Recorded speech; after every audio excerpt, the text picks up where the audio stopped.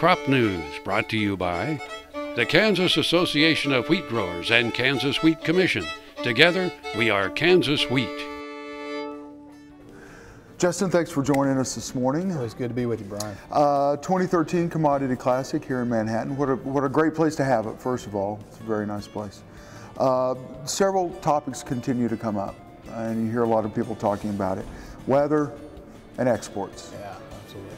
Yeah, so it's, you know, to your first point, being here in Manhattan is kind of special. We have got this new Hilton Garden Inn Conference Center right here in the city of Manhattan, and everything that's going on, be able to bring you know, our different commodity groups here with our producer leadership from around the state to see the exciting things happening in Manhattan.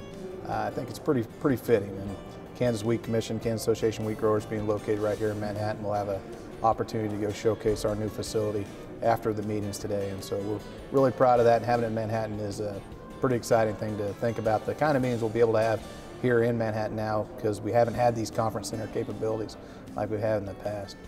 Certainly, as we get the meeting started today, it's weather and wheat conditions are really dominating the discussion.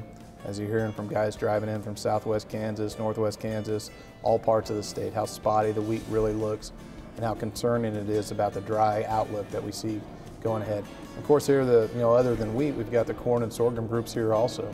And to hear them talk about the depleted subsoil moisture and how dry things might be when it comes time for plant, we're definitely not out of this drought cycle, and it's going to really dominate the story here the next couple months, kind of like it is today.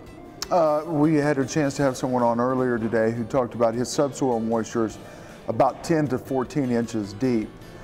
That's really hard to put a seed in the ground if you've got subsoil moisture that deep.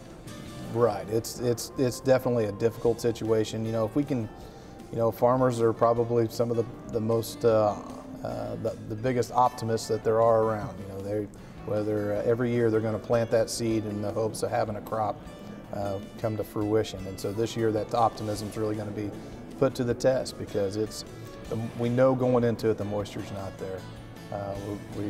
Hopefully we'll have farm policy and crop insurance that will be able to have our backs as we go into this and helps make those decisions.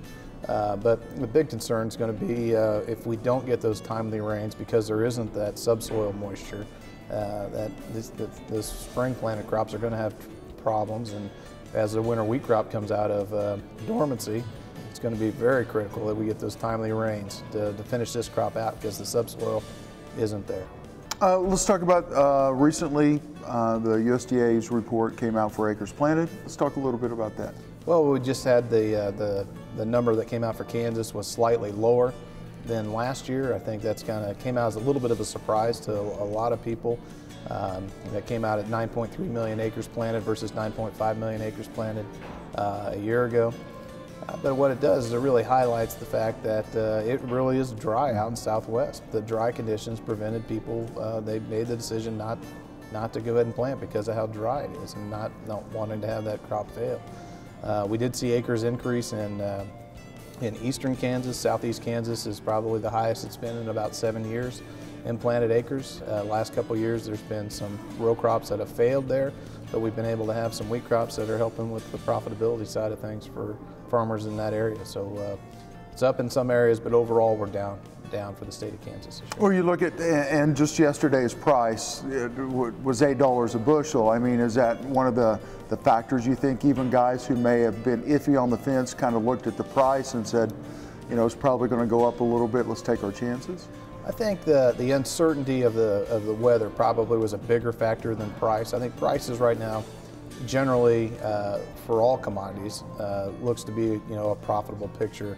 Having a crop with our crop insurance programs right now, that security and that safety net.